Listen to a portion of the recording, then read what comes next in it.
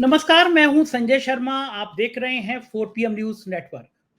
NDA के उपराष्ट्रपति पद के उम्मीदवार चुनाव जीत गए हैं। उनको बहुत बहुत बधाई। लेकिन ये सवाल बड़ा खड़ा हो गया कि ये जीत क्या प्रधानमंत्री मोदी को रास आई है। बड़ा सवाल ये खड़ा हो गया कि इस छोटे से चुनाव में मोदी और शाह को जो व्यू रचना रचनी पड़ी, जेपी नड्डा और मोदी जी को जो चुनाव से पहले डिनर कैंसिल करने पड़े, क्या वो उम्मीद से परे जाके थी। कांग्रेस नेता जयराम रमेश ने एक ट्वीट किया है कि विपक्ष उपराष्ट्रपति चुनाव में पूरी तरह एकजुट रहा। विपक्ष का प्रदर्शन निसंदेह रूप से सम्मानजनक रहा। संयुक्त उम्मीदवार न्यायमूर्ति सेवानिवृत्त वी सुदर्शन रेड्डी ने 40% वोट हासिल किए। वर्ष 2022 में विपक्ष को केवल 26% वोट मिले थे। महत्वपूर्ण बात है, नोट करिए, याद करिए, मोदी जी और शाह के लिए नींद उड़ाने के लिए पर्याप्त बात है कि 2022 में विपक्ष को केवल 26% वोट मिले थे और इस बार विपक्ष को 40% वोट मिले हैं। भाजपा की अंक गणितीय जीत वास्तव में नैतिक और राजनीतिक दोनों तरह से हार है। वैचारिक लड़ाई लगातार जारी है। तो मैं आपसे जो बात कह रहा था वो बात लगभग सामने साफ आ गई। पूरा जोर लगाने के बाद किस तरह सीबीआई और ईडी ने एन वक्त पे दखल दिया। दक्षिण के दो राज्यों के बड़े नेताओं ने जिस तरह चुनाव का बायकॉट किया, लोग सोशल मीडिया पे कहने लगे ये मायावती पार्ट 2 है। और लोग ये भी कहने लगे कि ये डर बहुत दिनों तक काम आता नहीं है। तानाशाहों की तानाशाही का ताजा नमूना जब भारत में उपराष्ट्रपति पद के चुनाव की गिनती चल रही थी, पड़ोस के नेपाल से आ रहा था। नेपाल की तस्वीरें, नेपाल की घटनाएं बताने के लिए पर्याप्त थीं कि जब तानाशाह तानाशाही पे उतारू होता है तो जनता सड़कों पर कैसे आती है। नेपाल में घरों से मंत्री पीटे जा रहे थे निकाल निकाल के। विदेश मंत्री, वित्त मंत्री, पूर्व प्रधानमंत्री की पत्नी लहूलुहान हालत में है। कुछ टीवी चैनलों ने उनके मरने की भी खबर चला दी। ईश्वर उनको स्वस्थ रखे। इस बीच में प्रधानमंत्री साहब को सेना के हेलीकॉप्टर निकाल के चले गए। बताया जाता है कि वो किसी दूसरे देश में जाने की जुगाड़ में हैं। सेना ने बताया नहीं है कि अभी वो कहाँ रखे गए हैं। लेकिन पार्लियामेंट का हाउस हो, वहाँ की गोदी मीडिया का दफ्तर हो, सबको जला के राख कर दिया है।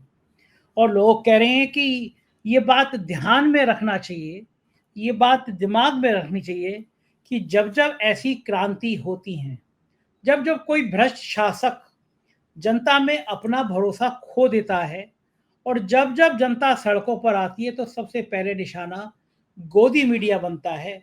वो गोदी मीडिया जो सरकार के चारण चुंबक बन के सरकार की हर तरफ तारीफें करने में जुटा रहता है। मैं उपराष्ट्रपति चुनाव के मूल मूल मुद्दों पर आपके साथ लौटना चाहता हूं और एक तस्वीर दिखाना चाहता हूं। एक इकलौती तस्वीर जिसने शायद पूरी पूरी चुनाव का रुख बदल दिया। नितिन गडकरी और खड़गे जी हाथ में हाथ डालकर वापस आ रहे हैं। अब कल्पना करिए कि 2014 का यह परिदृश्य होता। जिस तरह खड़गे जी नितिन गडकरी का हाथ पकड़े हुए हैं, अगर 2014 की बात होती तो क्या यह संभव था कि गडकरी या कोई भी कैबिनेट मिनिस्टर कांग्रेस के अध्यक्ष का हाथ पकड़ सके। लेकिन आज ये संभव हो रहा है। और ये तस्वीर नितिन गडकरी को पता था कि जब चुनाव चल रहा है तो उनकी ये तस्वीर पूरे देश में चर्चा का विषय बन जाएगी। नितिन गडकरी को एक एक राजनीति के स्टेप का पता होता है और गडकरी जी सीजन नेता हैं। उन्हें पता है कि अगर खड़गे साहब इस तरह हाथ लेकर आ रहे हैं, हाथ पकड़ के आ रहे हैं, तो चुनाव से पहले बहुत चर्चाएं होंगी। तो क्या माना जाए कि गडकरी इस हाथ पकड़ने की मुहिम को एक बड़ा संदेश देना चाहते थे। क्या वो मोदी को बताना चाहते थे कि जो हाथ मैंने थामा है वो हाथ अब बाकी लोग भी थामने की हिम्मत कर सकते हैं। और प्रधानमंत्री और गृह मंत्री की नींदें शायद इसीलिए उड़ गई थी। उनको डर था कि अगर अगर संघ की नाराजगी काम आई, अगर भारतीय जनता पार्टी के सांसदों ने कहीं गुटबाजी पैदा कर दी और चुनाव हार गए, तो शायद सत्ता उन्हें छोड़नी पड़ेगी। और ये पहली बार डर पैदा हो रहा है। 2014 के बाद पहली बार हमारे माननीय प्रधानमंत्री जी डर रहे हैं, और मुझे तो ये डर अच्छा लग रहा है, क्योंकि जब तानाशाह डरता है तो वो जनता से संवाद करने की हिम्मत नहीं कर पाता। और तानाशाह को डर यही होता है कि सबसे बड़ा डर ये होता है कि लोग उसे डरना बंद ना कर दें।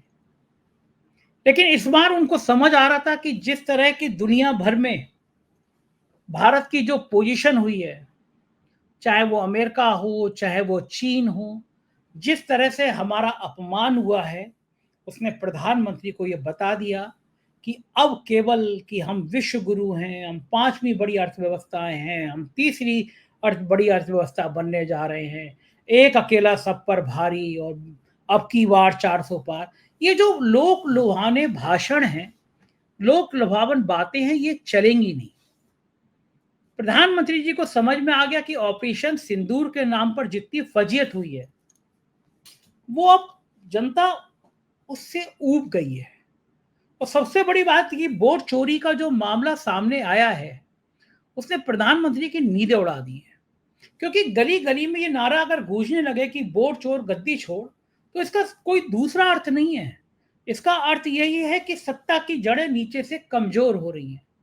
उपराष्ट्रपति के चुनाव में इतनी खेमेबंदी करनी पड़े, मंत्रियों का समूह बनाना पड़े, 10-10 मंत्रियों का समूह बनाना पड़े कि वो 10-10 सांसदों को इकट्ठे करेंगे। कभी कभी सांसदों के खुफिया जानकारी इकट्ठा करने की बात सोशल मीडिया पर चलने लगे, कभी सोशल मीडिया पर चलने लगे कि सांसदों के फोन टेप कराए जा रहे हैं। तो ये सारी बातें नैतिक रूप से सरकार को कमजोर करती हैं। ये सारी बातें नैतिक रूप से सरकार की फजीयत कराती हैं। और ये सारी बातें नैतिक रूप से संदेश देती हैं कि साहब के डर के दिन, साहब के डराने के दिन अब खत्म हो गए हैं। अब ये भारतीय जनता पार्टी के अंदर एक क्रांतिकारी परिवर्तन की शुरुआत है। और 17 सितंबर को जो साहब के 75 साल पूरे होंगे, तो देखने वाली बात ये होगी कि आखिर फिर इसके नतीजे क्या निकलते हैं। आखिर क्या ये मांग और आगे बढ़ती है? लोग कहेंगे कि अब आप मार्गदर्शक मंडल में जाइए, नए लोगों को मौका दीजिए। और अगर ऐसा कहेंगे तो फिर नए लोगों में कौन होगा? क्या गडकरी? और जो खड़गे का हाथ पकड़ा है, तो क्या एक नई व्यूह रचना बन रहे हैं खड़गे साहब? खड़गे साहब भी राजनीति के कम माहिर नहीं है। क्या गडकरी, वसुंधरा राजे, शिवराज सिंह चौहान, योगी आदित्यनाथ, ये सब मिलकर एक नया रास्ता तय कर रहे हैं? और आखिर मोदी जी साहब ने जिस तरह संघ के एक स्वयं सेवक को उपराष्ट्रपति बनाने के बाद ये माना कि संघ मान जाएगा, संघ की गुहार कर लेंगे, मान मुहार कर लेंगे, तो क्या संघ इस बात को भूल जाएगा कि 2024 के चुनाव से पहले जेपी नड्डा ने कहा था कि हमें कोई जरूरत नहीं है संघ की? तो क्या अब एक ये नई क्रांति का जन्म होगा? संघ अब अपनी वैचारिक मूल्यों की रक्षा के लिए कहीं ना कहीं किनारे करेगा? ये तमाम सवाल हैं और बड़े गंभीर सवाल हैं। ये तमाम सवाल एक विचार को जन्म देते हैं कि क्या भारतीय जनता पार्टी के अंदर अब ये सवाल खड़े होंगे कि जब नैतिकता की बात थी, जब सिद्धांत की बात थी, जब मूल्यों की बात थी, तो लाल कृष्ण आडवाणी और मुरली मनोहर जोशी को उस मार्गदर्शक मंडल में भेज दिया गया। ये कहा गया कि ये 75 साल की आयु के ज्यादा के लोग हैं, इन्हें अब वरिष्ठों की भूमिका में रहनी चाहिए, हमारे गाइडेंस की भूमिका में रहनी चाहिए, कमान नए नौजवान को, गर्म खून को मिलनी चाहिए। तो क्या अब प्रधानमंत्री जी अपने इस ख्याल का प्रतिपादन करेंगे? क्या स्वीकार करेंगे? खुद उस जगह पे जाएंगे? और अगर नहीं जाएंगे तो क्या भारतीय जनता पार्टी के अंदर ये सवाल नहीं उठेगा, ये आवाज नहीं उठेगी कि जो नियम दूसरों के लिए बनाए थे, तो वो नियम अपने ऊपर लागू क्यों नहीं कर रहे प्रधानमंत्री जी? और जब ये आवाज उठेगी, जब ये सवाल उठेंगे, तो प्रधानमंत्री जी जवाब क्या देंगे? और कम से कम बहुत सारे जवाब दिखाई दिए उपराष्ट्रपति पद के चुनाव में, जब ये डर सामने आया। और उसके बाद लगातार ये बातचीत सामने आ रही है कि क्या हुआ, कैसे हुआ, और कुछ नेताओं की बाइट भी आ रही है सामने। मैं अपनी टीम बहुत से ही कहूंगा निकाल के रिजल्ट दिखाते अंदर रहें। है ये इमरान मसूद पिछले जी है, सुनिए कैंडिडेट क्या में, कहते और इसमें आप देखें पहले 26% था, अभी 40% है। तो अपोजिशन तो गेन ही कर रहा है, अपोजिशन लूज थोड़ी कर रहा है। जिस तरह का माहौल देश के अंदर बना हुआ है, निश्चित रूप से परिवर्तन आएगा। नहीं, देखिए, सब लोग लगे हुए थे और इंडिया गठबंधन ने पूरी ताकत लगा करके चुनाव को मैनेज करने का काम किया। सरकार ने पूरा कोशिश की, उसके बावजूद भी वो बहुत डेंट दे नहीं पाए। तो ये उनको अपने आप में सोचने का प्रश्न है उनके लिए। देखिए, पंजाब पूरी तरह से तबाह और बर्बाद हो गया है। हिमाचल, उत्तराखंड पूरी तरह से तबाह और बर्बाद हो गए। तो देश का 3 राज्य पूरी तरह से प्रभावित हुए, बुरी तरह से। तो निश्चित रूप से केंद्र सरकार को इसके अंदर इनिशिएटिव लेकर के आगे आकर के इनको दोबारा खड़ा करने में काम करना चाहिए। इमरान मसूद कांग्रेस के तेज तर्रार फायर ब्रांड सांसद जिस तरह बता रहे हैं कि 14% की बढ़ोतरी रिजल्ट के अंदर है पिछले कैंडिडेट में और इसमें। आप देखें, पहले 26% था, अभी 40% है। तो अपोजिशन तो गेन ही कर रहा है, अपोजिशन लूज थोड़ी कर रहा है। जिस तरह का माहौल देश के अंदर बना हुआ है, निश्चित रूप से परिवर्तन आएगा। नहीं, देखिए, सब लोग लगे हुए थे और इंडिया गठबंधन ने पूरी ताकत लगा करके चुनाव को मैनेज करने का काम किया। सरकार ने पूरा कोशिश की, उसके बावजूद भी वो बहुत डेंट दे नहीं पाए। तो ये उनको अपने आप में सोचने का प्रश्न है उनके लिए। देखिए, पंजाब पूरी तरह से तबाह और बर्बाद हो गया है। हिमाचल, उत्तराखंड पूरी तरह से तबाह और बर्बाद हो गए। तो देश का 3 राज्य पूरी तरह से प्रभावित हुए, बुरी तरह से। तो निश्चित रूप से केंद्र सरकार को इसके अंदर इनिशिएटिव लेकर के आगे आकर के इनको दोबारा खड़ा करने में काम करना चाहिए।